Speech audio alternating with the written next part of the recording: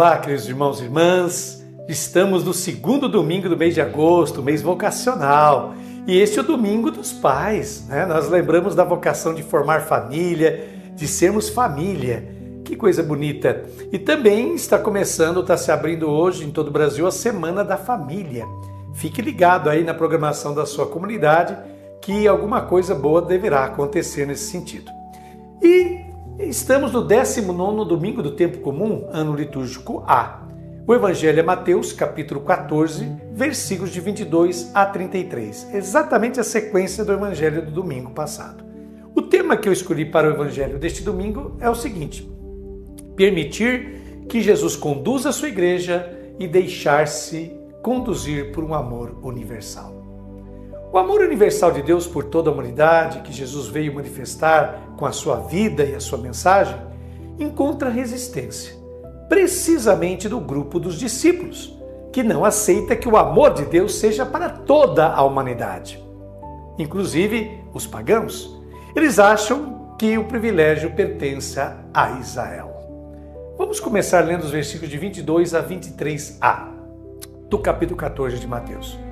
Depois da multiplicação dos pães, Jesus mandou que os discípulos entrassem na barca e seguissem à sua frente para o outro lado do mar, enquanto ele despediria as multidões.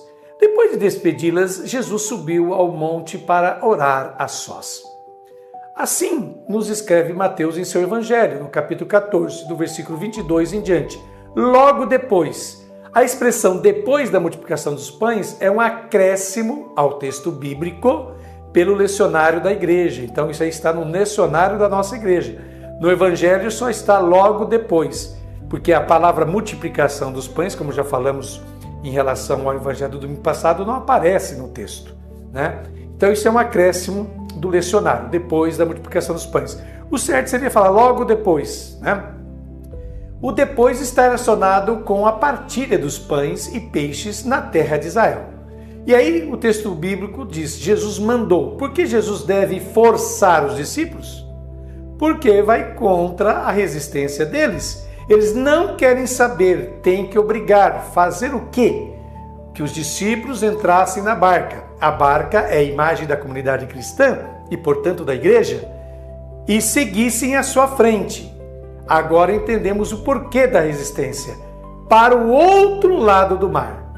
Quando no Evangelho encontramos a expressão a outra margem ou outro lado do mar, indica sempre a margem oriental do lago da Galileia, ou seja, a terra pagã.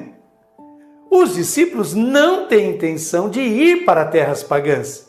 E sempre que Jesus os convida ou os empurra para irem para terras pagãs, acontece um incidente.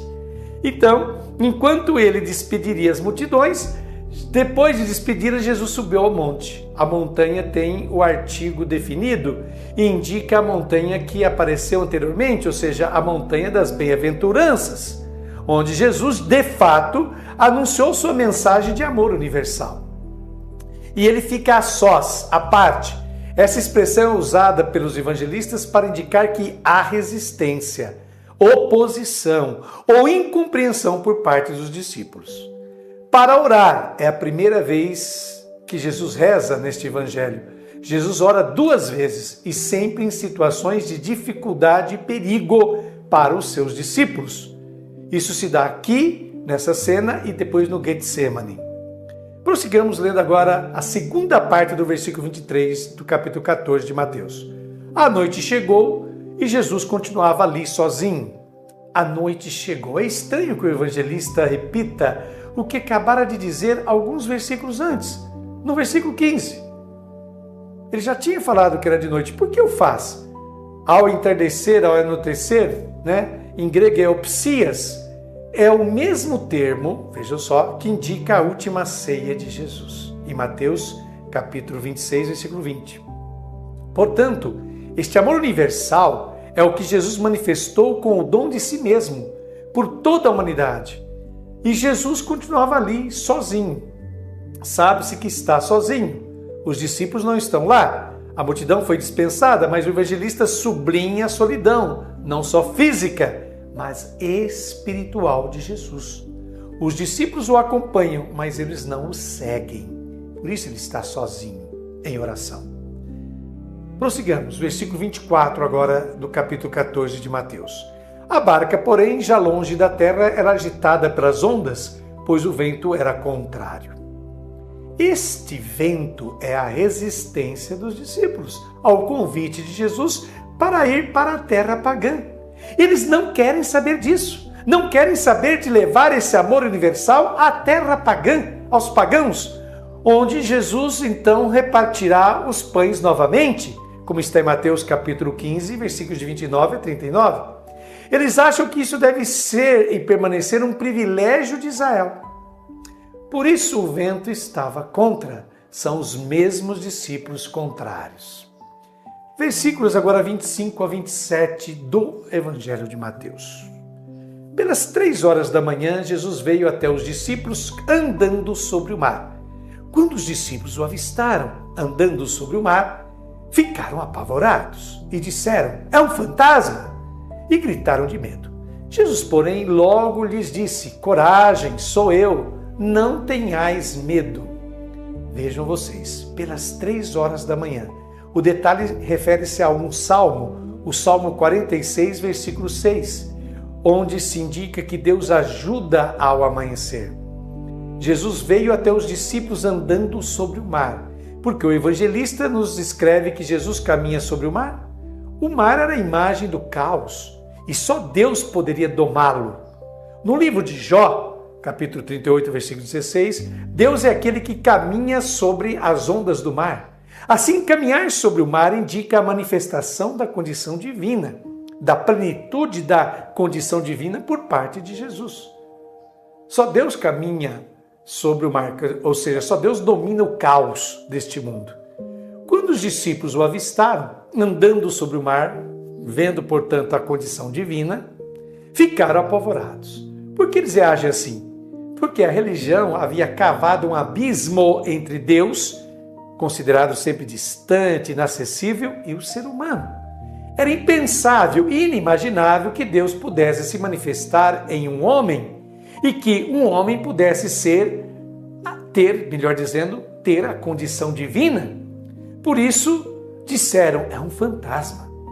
Então, é impossível para eles que um homem também possa ser Deus. E gritaram de medo. Jesus, porém, logo lhes disse: "Coragem, sou eu." Jesus, com esta expressão "eu sou" ou "sou eu", que é a mesma resposta que Deus deu a Moisés no famoso episódio da sarça ardente, no capítulo 3 de Êxodo, reivindica a plenitude da condição divina. Eu sou, não tenhais medo. Eu sou, não tenhais medo. Leiamos agora os versículos de 28 ao 29a, sempre do capítulo 14 do Evangelho de Mateus. Então Pedro lhe disse: "Senhor, se és tu, manda-me ir ao teu encontro, caminhando sobre a água." E Jesus respondeu: "Vem." Então Pedro, esse discípulo é apresentado apenas com um apelido negativo, Pedro, que indica sua obstinação, sua teimosia, deixando assim claro que ele está fazendo algo que não está em harmonia com Jesus. Disse-lhe: "Senhor, se és tu", exatamente como o diabo no deserto. Se tu és, lá em Mateus capítulo 4, Pedro faz o papel do Satanás tentador. Tanto que mais tarde Jesus o repreenderá chamando-o de Satanás. "Se és tu, manda-me ir ao teu encontro caminhando sobre a água." Pedro também quer a condição divina. Ele quer a condição divina. E Jesus respondeu: "Vem." A condição divina não é exclusiva de Jesus, está à disposição de todos os que a acolhem. Vejam só vocês.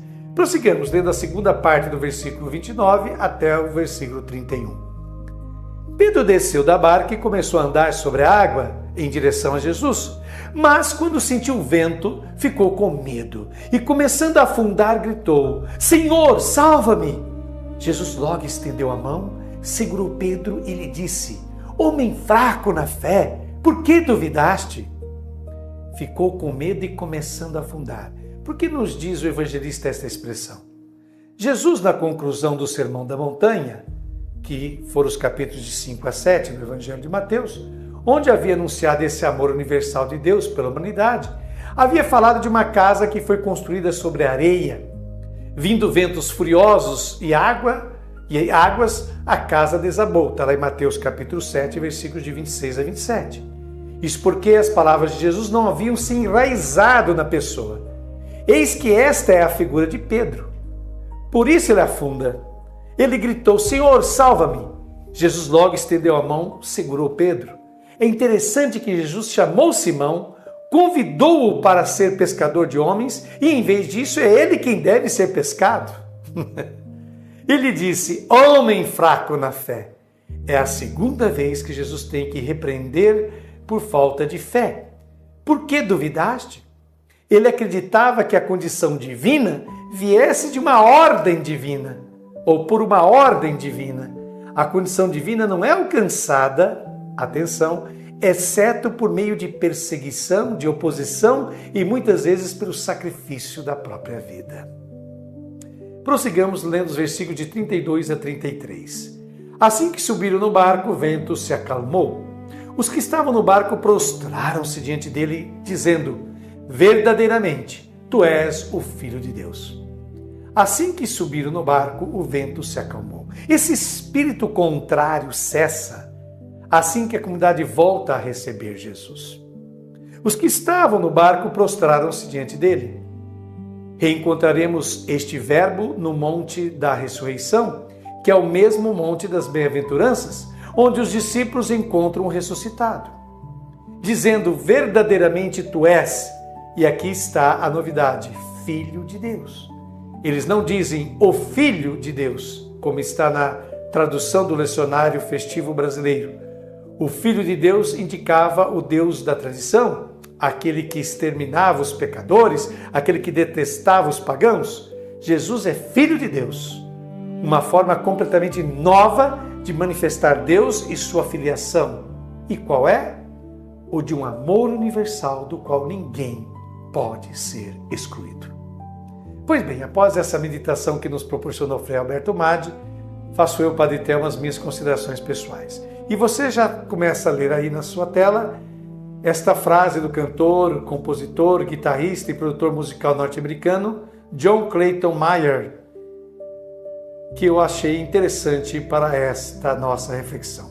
Diz Myers: eles amam te dizer, fique dentro dos limites, mas existe algo melhor do que o outro lado? Vou repetir. Eles amam te dizer, fique dentro dos limites, mas existe algo melhor do outro lado? Existe algo melhor do outro lado. É o que Jesus Cristo desafiava os seus discípulos a irem para o outro lado. É forçoso e triste ao mesmo tempo admitir que muito das crises e dificuldades pelas quais a igreja, a barca de Jesus, passa nos tempos atuais, tem sua origem no interior da própria igreja. Sim, essa é a mais pura verdade. Assim como os discípulos no tempo de Jesus resistiam à proposta de uma salvação, de um amor que fossem destinado a todos, judeus e não judeus, do mesmo modo a igreja resiste nos tempos atuais a admitir que sua crise e seus problemas advêm em grande parte de sua mediocridade e medo internos. Contentamo-nos com uma igreja que não evangeliza de verdade, mas somente sobrevive graças às devoções populares e à forte sacramentalização promovida desde há muito tempo. É mais fácil viver de rituais, de cultos, de práticas tradicionais e simplistas do que buscar anunciar o Cristo que os evangelhos nos revelam. Afinal, existe somente um modo de falar de Deus, é falando de seu Filho. Pois conhecermos e compreendermos o ser mesmo de Deus nos é impossível. E como Deus não é uma ideia, não é um conceito, um objeto mental criado por nós, pois Ele em muito nos ultrapassa e nos supera, Ele é fato, Ele é existência, Ele é aquilo que é, como está em Êxodo capítulo 3, versículo 14. Não lhe restou outra alternativa a não ser encarnar-se em um ser humano, no caso Jesus, o Nazareno. Deus se humaniza a fim de tornar-se reconhecível em Jesus. Vou repetir. Deus se humaniza a fim de tornar-se reconhecível em Jesus. Isso é fundamental para a nossa fé e para a nossa vivência cristã. Portanto, somente seguindo Jesus, estando com Jesus, ouvindo e obedecendo Jesus, poderemos aprender o que Deus é para nós. E os seus primeiros discípulos reconheceram que Deus é para nós Filho de Deus, conforme professam ao final do Evangelho de hoje. Verdadeiramente tu és o Filho de Deus, Mateus 14, versículo 33. Eles chegaram a essa conclusão após experimentar em si mesmos que, em Jesus, aprendemos que Deus nos busca na noite, quando nos sentimos assustados, quando temos medo, quando nos vemos desamparados e perdidos. É Deus que se faz presente no amigo que nos ajuda, na situação desesperadora da qual saímos, na bondade das pessoas boas que nos ajudam. E concluindo a nossa reflexão para este 19º domingo do tempo comum, Dia dos Pais, vamos fazer aqui a oração após a reflexão do Santo Evangelho. Você já está vendo a oração na sua tela? Reze comigo. Senhor Jesus, às vezes nos enchemos de entusiasmo e esquecemos que Tu és a fonte da nossa alegria. Nos momentos de tristeza não Te procuramos nem queremos a Tua intervenção milagrosa. Agora sabemos que Tu nunca nos abandonas, que não precisamos ter medo. A oração também é a nossa força, aumenta a nossa fé. Estamos dispostos a arriscar nossas vidas pelo Teu reino. Amém. Abençoado domingo a todos vocês, um feliz Dia dos Pais e até a próxima semana, se Deus quiser.